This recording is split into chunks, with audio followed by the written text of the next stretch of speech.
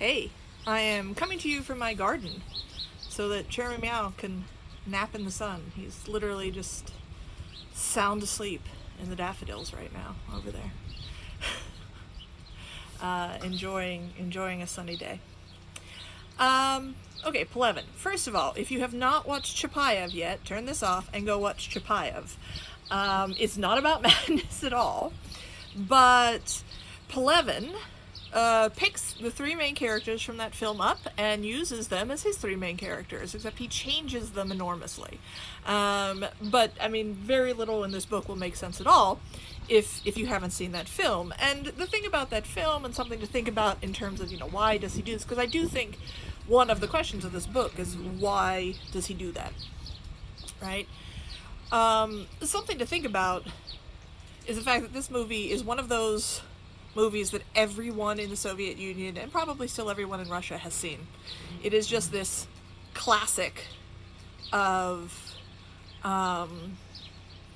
Russian film. It's meant to be a patriotic film. We're familiar with those two in our country. It's Chapayev has this huge presence, actually, in Soviet culture. He was a real person. Vasily Chapayev was really a commander in the Red Army. And so part of this book takes place at the time that the movie does, in the middle of the Civil War against the White Army that transpires in the aftermath of the revolution, right? And the Bolsheviks have to secure power. And Vasily Chapayev is a real person. He really died in battle, trying to swim across a river to escape an onslaught.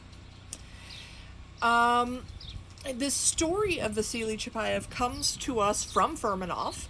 He is represented in the film as well. He's the political officer. This was a common thing. After the revolution, you had a lot of people who were like natural Bolsheviks. They wanted freedom from the Tsar. They wanted socialism, but they were not, Leninists. They hadn't read theory. Many of them had never read anything at all, right? And so one thing that the Bolshevik Party did was send to military units what was known as a political officer. They fought, but they were also there to educate the troops, including sometimes the commanders. And so, after Chapayev's death, this guy Furmanov writes a biography of Vasily Chapayev, hero of the Red Army. And of course, Furmanov also makes himself look pretty good in this. But that biography is turned into this movie, and it's meant to be, a patriotic movie, like a Saving Private Ryan thing for the Soviets, right? And from there, Chapayev gets it gets picked up in a million different ways. One of the things you can Google these, Chapayev jokes. And there's this whole Russian phenomenon of jokes about Petya and Anka and Chapayev. There was like a Chapayev board game. And in these jokes, Chapayev is always an idiot. Basically, that's sort of how it boils down to. So, I'm sorry. I don't know if you can even hear this. There's a neighbor yelling in the background. We're all, yelling. I feel like that's natural at this point. Anyway, so the point being that there's this way in which using Vasily Chapayev and Petya and Anka is sort of like an author in America picking up and using characters from... Hi, Sabrina. Hello. How are you? I'm alright, how are you? Good, hanging in there, huh? Yeah. Yeah, Social... they put a chain on the park over there where I walk the dog. I like to go over and throw the ball. I put chains on Oh, the that gate. sucks. Well, you can always throw the ball on the street, I guess. Yeah, well, she doesn't want the park. I don't blame her. All right, I'll see you. I'll be over to fix that ductwork whenever the virus spread is over, all right? Yeah, don't worry, everything's working fine. Okay. That's my neighbor Donnie. Little social distancing action. I could have turned this video off for that, but... Anyway. Plevin using Chapayev and Petya and Anka is you know, like using the characters from Gone with the Wind in a book and then totally making them different than the characters in Gone with the Wind, right? I mean, so that's kind of the cultural equivalent, right? This kind of classic old film that everybody's seen. And everybody, even if you've never seen it at this point, you know it as a cultural reference, you know, like, so that's what he said. So this is something to think through with this book. Another thing to think about is historical context. So we are juxtaposing two moments in history. One is the immediate aftermath of the revolution in Russia and the civil war that follows, which I don't actually think you need to know the nitty-gritty of that history much to understand the book. It's a civil war. That's what it is. It's everything you imagine. There is tremendous famine and hardship throughout a country that is at war with itself, right? We've had one in our own history. So, I mean, that's that. It juxtaposes this with the immediate post-Soviet moment of the early 90s. And that is a history that I think it's important to talk about to understand this book, because I think that's a moment in history in Russia that a lot of Americans aren't familiar with, partly because American history tends to misrepresent this moment. So, starting in 1986, you had Gorbachev, and he introduces perestroika and glasnost. It is actually his desire to save the Soviet Union, to save the Communist Party from the stagnation of the ruling ancient old men that had been in charge of Russia through what Gorbachev called stagnation throughout the late 60s and 70s and early 80s. And so it refers to economic stagnation, centrally planned economy that was run by bureaucrats who had no interest in even figuring out what different parts of the Soviet Union wanted or needed. The Cold War was vastly channeling production into military apparatuses. You had extreme consumer good shortages. It was bad planning. It was bad prioritizing. It was corruption. And frankly, it was laziness on the part of the people who were running Russia at the time. And Gorbachev, a relatively young man, and certainly a liberalizer within the party, wants to preserve the Union and wants to preserve the Communist Party, but thinks that the only way to do this is through reform, to not only sort of open up the economy, to make it more market-oriented, to liberalize it, to sort of reform a lot of the central planning of the Soviet economy, to move away from a war footing within the Cold War system. And then also, so that's perestroika, that's economic realignment. But then also glasnost is to make the country freer and more democratic. And under Gorbachev, the country has the freest, fairest elections that it has had to that point ever. He opened up the archives of the Soviet Union to allow journalists to get at the history of the Soviet Union that had been repressed. He allows much greater freedom. Now, I should say, it's not total freedom. It's not what we are thinking of necessarily when we say, free press or something like that. But, I mean, comparatively enormous. And actually, this... it can't stand. And one of the big things about Glasnost is that because he is willing to allow freedom for the history, as much as it may seem unlikely, there are many people in Russia at the time who did not know the extent of Stalin's crimes against his own people, who did not know what people who were still in government, right? I mean, some of these old men had gotten unseated by Gorbachev, but some of them are still around, did not know what these people had done. And when it starts to come out, people just... The nitty-gritty of 1989 and 1990 is not really important for us here. Point being, Soviet Union collapses. Gorbachev is forced out of office. Now let's talk about Boris Yeltsin. I have nothing good to say about Boris Yeltsin. Boris Yeltsin is a corrupt drunk that destroyed his own country. Here's what happened. Obviously, America at this point thinks it's won the Cold War. It didn't really do much. right? Those were not actually the forces that ended the Soviet Union. But they're prepared to step in anyway. And so America and the entire West is operating what economically is known to this day as the Washington Consensus, which comes out of the Chicago School of Economics. It's basically a shock doctrine policy of liberalizing markets instantly. And as broadly as possible. So the most rapacious form of capitalism you can imagine. That there would be ideally no regulations on wages, on hours, on hiring practices of any kind, that there would be no regulations against foreign companies, so absolutely no protectionism for home markets at all.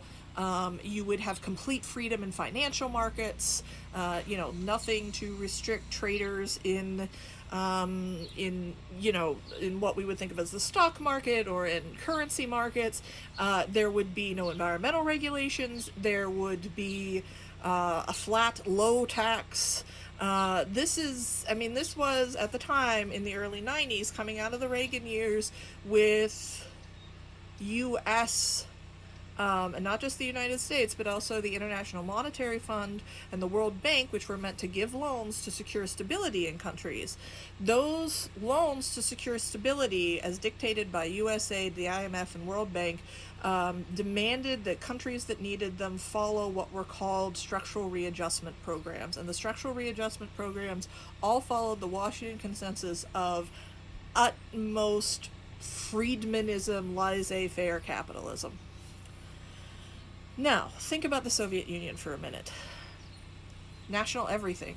National health care, national housing guarantees, national job guarantees, national support for the arts, national support for education. All of those systems gone overnight.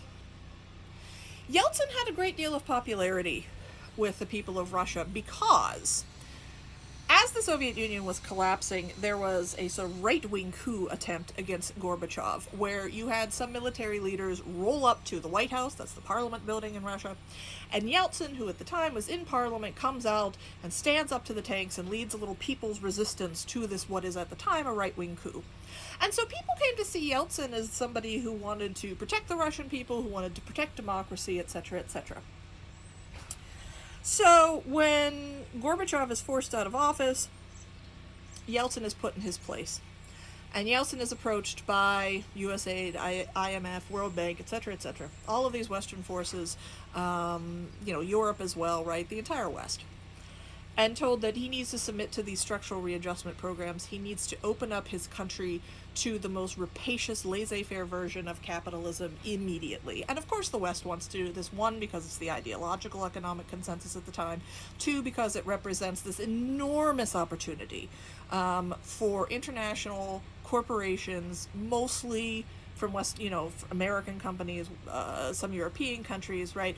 A whole new market to come in and to buy up everything that had been government owned is being privatized. And of course, how do you privatize an entire country, right? You've got the richest natural gas supplies in the world, you have enormous oil supplies, you have incredible mining, so there's all this, there are all these natural resources in the country. It's also a massive industrial country. I mean, there's only two global superpowers at the time, and Russia is one of them, and partly it has to do with, their industrial base. Even if their economy wasn't being, even if the goods weren't being distributed well, so amazing capacity, right, production capacity. The only thing Yeltsin does, is vaguely patriotic, is he restricts privatization to Russians. So multinational corporations don't come in, but rather his friends come in. And all of these publicly owned everything goes to what we now call the oligarchs, right? So imagine waking up one day with $1 billion. Literally 0 to 1 billion. They purported to sell shares in these countries, or in Russia, to the people in these companies. They did issue stock, but the ruble collapsed, and people couldn't feed themselves and their families. So anybody that had dollars, actual American dollars, could buy those stocks up. You had a feeding frenzy for that. Rampant inflation, of course, massive unemployment. The effects on average Russians was terrible. There was an AIDS epidemic, there was a tuberculosis epidemic, there was a suicide epidemic. Unemployment reached 30 some percent. The health system collapsed, there was nothing to replace it. The education system collapsed, there was nothing to replace it. Housing shortages, despair, divorce rates skyrocketed, abortion rates skyrocketed. There's still a population problem in Russia. Just every social dysfunction you can think of, drug use, alcoholism. The average life expectancy of a man in Russia dropped 7 years between 1992 and 2000, which statistically is incredible, right? I mean, that's... And some people got very, very, very rich. The ruble collapsed again in 1988, or 1998. All of this was done spectacularly undemocratically. Yeltsin, right, who the people had initially thought of as being this kind of hero of reform, nobody wanted these kinds of reforms. We had gone through something similar in Poland under Lech Walesa and Solidarity, if you're familiar with that history at all. It doesn't have to be. But, you know, that people wanted an end to Soviet communism, but they wanted to replace it with democratic socialism. They wanted to replace it with, you know, worker-owned factories and cooperatives, worker-controlled housing, a very democratic government, etc., etc. But the structural readjustment plans that promised the aid that was needed to get a country that has just collapsed. And imagine psychologically the country literally ending. You wake up tomorrow and America's gone. There is no more United States of America. You just live somewhere now. I mean, so imagine the shock and fear that average people are experiencing. So the structural readjustment program will not allow people to have the democratic socialism that they want. The parliament revolts. And so in the book, you'll notice that in the sections that are set in the 90s, there's reference to the attack on the White House and the attack on the Ostankino television tower, which was the central broadcasting tower in Moscow. That's not talking about the right-wing coup that Yeltsin went out to stop. That's talking about Parliament, the freely democratically elected Parliament of Russia, does not want the capitalist reforms that Yeltsin and outside governments are trying to force on the Russian people. They take the Parliament hostage as an act of protest, because he's just, I mean, Yeltsin at this point has declared basically martial law. He's declared the Parliament null and void. They seize the White House peacefully. They just refuse to leave. He turns off the electricity. He turns off the water. They still refuse to leave. Thousands of people come out into the streets to support them, to encamp with them, to get them food, to get them water. And eventually Yeltsin pulls up with tanks and begins firing on the Parliament building of Russia. So he himself thwarted democracy in Russia so that he could put into place a foreign market plan, economic plan for the Russian people, and they suffered tremendously for it throughout the 1990s. And if you want to think about the enduring popularity in Russia of Putin, who is fundamentally anti-Western, right, and a strongman, one thing is a lot of anti-Western sentiment in Russia comes from the fact that when the Soviet Union collapsed, they thought they were going to get democracy and freedom and cool stuff to buy, and yet now they understand that what they got was just pillaged, and their own government turned against them under Yeltsin, and absolute destruction, death, anarchy, mayhem, right? And so an anti-Western politician will still do well in Russia. Secondarily, although Putin was a strong man, he himself, friends with oligarchs, he himself a billionaire, nevertheless reinstituted a lot of programs that brought stability back into the lives of everyday Russians. The currency has been stable, the ruble's been stable, He, you know, we went back to healthcare and education and things like that being available. So in many ways, people see him as a kind of savior from the chaos of the 90s. So I'm just saying, all of this has its effects down the line too. But my point being that when Pelevin is writing, this book is, I think, first published in Russia in 1994, we are just coming off of Boris Yeltsin basically holding a coup against the people of his own country so that, you know, he can institute this Western debacle that destroyed people's lives. And so that era in Russian history is being juxtaposed to the chaos after the Civil War, during the Civil War, after the Revolution in Russia. Those are the two timelines, or periods of time, that Petya is jumping back and forth between in this book. So, I mean, I think it's important to understand that when you think about this book. Those are the two things we are going back and forth between. And for some reason,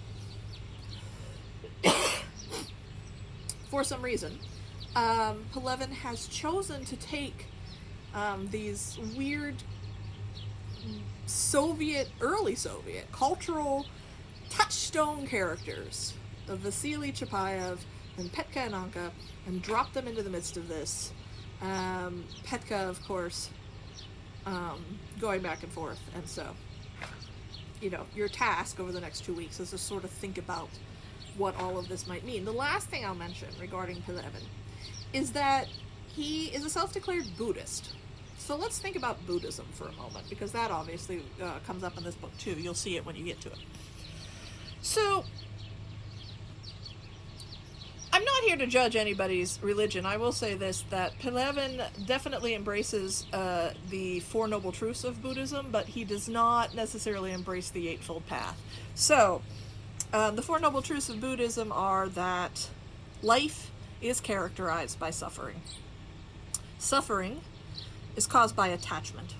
And when we think about attachment in the sense, what we are thinking of is attachment to transient forms and arrangements in the material world, ourselves, others, relationships, states of things that are only appearances. We treat them as though they are permanent. We want them to be permanent. Even if they're not good for us, them changing scares us.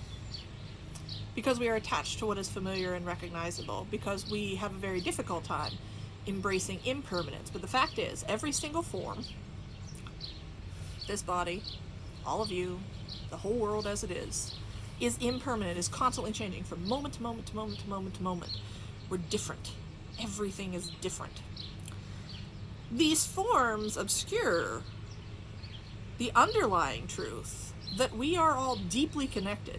So when we say that life is characterized by suffering, suffering is caused by attachment, an end to suffering is brought about by an end to attachment. What we don't mean is embracing nihilism, just saying, oh, I don't care anymore, fine, I don't care, screw everything.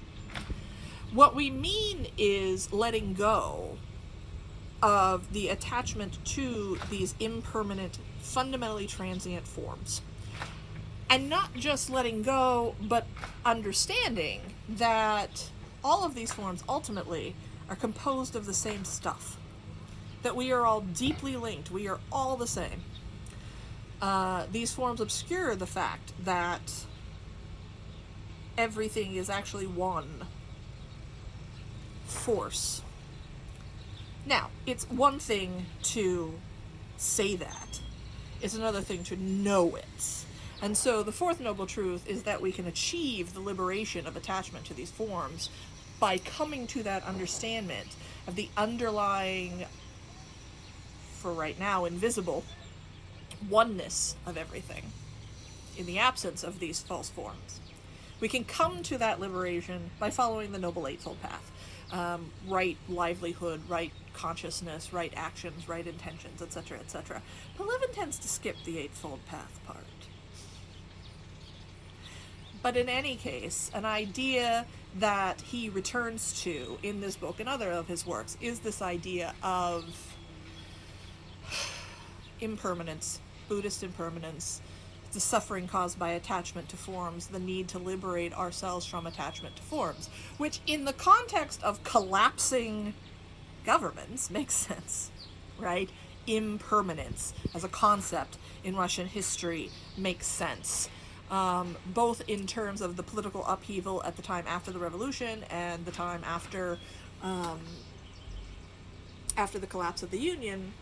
But also, for someone like Pelevin, who is a self-described postmodernist writer, if we think about, and I don't want to get us bogged down too much in postmodernism, but when we think about postmodernism, we think about what characterizes it as a style, architecture, visual art, literature, and also what characterizes it as a kind of theory of the world is the collapse of high and low culture, the fetishization of commodities, the disruption of signs, so a kind of fundamental meaninglessness that we lose any kind of sense of objective truth about the world, and we don't mind losing it. There's not even the claim to truth. There is merely experiences. Baudrillard calls this hyper-reality. And, many people say that this is a condition of late capitalism. It is. But many people in the Soviet Union, theorists and philosophers, say that they arrived at the same place throughout the Soviet period because, in a country where anything the government said that day was Marxism-Leninism, because there was only one allowed ideology, and that was Marxism-Leninism. And anything the government wanted to do had to therefore be Marxism-Leninism, even though the government changed course like 100 different times. And so, of course, that means when Marxism-Leninism is everything, Marxism-Leninism is nothing. You had, obviously, the disavowal of history. You had the disavowal of the present. We're not going to represent today's famine or today's massacre. We're going to represent the bright future that communism will certainly bring. You had people who were in power, Stalin's best friends. You had those same people then, purged in the terror and literally erased from history books, and then 10 years later, Khrushchev comes to power, and they're rehabilitated, and you literally are allowed to put them back into the encyclopedia. They'll send you a page to put into your encyclopedia because that person exists again, right? There are no objective claims to truth under this, either, under this ideology. We arrive at a state of memes, constantly transforming memes via the pressures of the market. They arrive at a state of meme life, hyper-reality, because of the state's just absolute totalization of ideology. And so Pelevin says the one thing he grows up in the 60s and 70s in the Soviet Union, what he takes from this is that, look, if there's no such thing as objective truth, if we're just all in hyper-reality, we can all make any kind of meaning we want, anything is real or false, it doesn't matter. One, you can kind of see how this relates to the idea of accepting impermanence and accepting non-attachment to forms. But two, he said, look, if the government can do it, so can I as an artist, so can I as a writer. I can just make my own meaning, I can do anything I want. He sees it as a creative opportunity, and he's a self-described postmodern writer, and you can see this in this book. There's just totally here's Vasily Chapayev, do whatever you want. And poor Vasily Chapayev goes from real person to character in a book, to character in a film, to character in a board game, to butt of a million jokes, to character in this book, to, right, and actually the transformation of Chapayev, our understanding what Chapayev means, is a good example of this Baudrillardian postmodernist breakdown of the sign, right? There's a real Vasily Chapayev, and you could theoretically have a book like a real objectively written history, a biography of Chapayev or something that attempts to truly recognize and represent Vasily Chapayev, the person in real life. And then you have Fermanov's book about him, which serves party interests, serves Fermanov's interests, and it might be a little bit like Chapayev. And then you have the movie, which is at a remove from that. And then you have the board game and all the jokes, which is really nothing like it. And then you have Pelevin's version of Chapayev, which is completely unhinged from the original Chapayev and isn't even pretending to be a real representation of Vasily Chapayev. He's just like, well, this is Vasily Chapayev now. there's no resemblance to the real Vasily Chapayev and isn't trying to. Right? That's the breakdown of the sign right there. If you want to Google Baudrillard, there, right there, is the breakdown of the sign under postmodernism. It can now represent anything. It's empty of content, and then Pelevin pumps in his own, and he sees this as a great opportunity for him as an author, not just in this work, but other of his works. And I said, again, the idea of collapsing empire and Buddhist impermanence and all that, it starts to work together. So, that is my introduction. Plus you got to meet my neighbor Donnie. And Pudge is still sound asleep in the daffodils. And I will come back with another video, get partway through this week. I'm just going to turn the discussion boards on, chat it out. The groups are still active. If it helps you to just, if you got on well with the people in your groups, I can see that activity too. People were like, oh, how much should I participate for a good grade? I mean, if you think about it, on the best days in class, it would be sort of like 2 good comments a class period or 4 good comments over the course of the week. Would always earn you an A when we were in class. So I think, certainly 4 comments in reply to me and reply to your fellows, etc., etc. That should, that's a good solid A, because you've got the whole week to this. And I said, this is just this 2 weeks is one whole unit. So I might grade it by week, but I mean, you can just, whatever pace you're reading the book at, whatever, blah, blah, just make sure you finish it by the end of 2 weeks, talk it out, etc., right? So, and I'll just, maybe post some content again, looking at individual chapters, etc., going forward. But I said, this is, in a sense, just a 2-week unit. Read the book. All right. So, stay inside, wash your hands, stay safe, wear your masks, and good luck.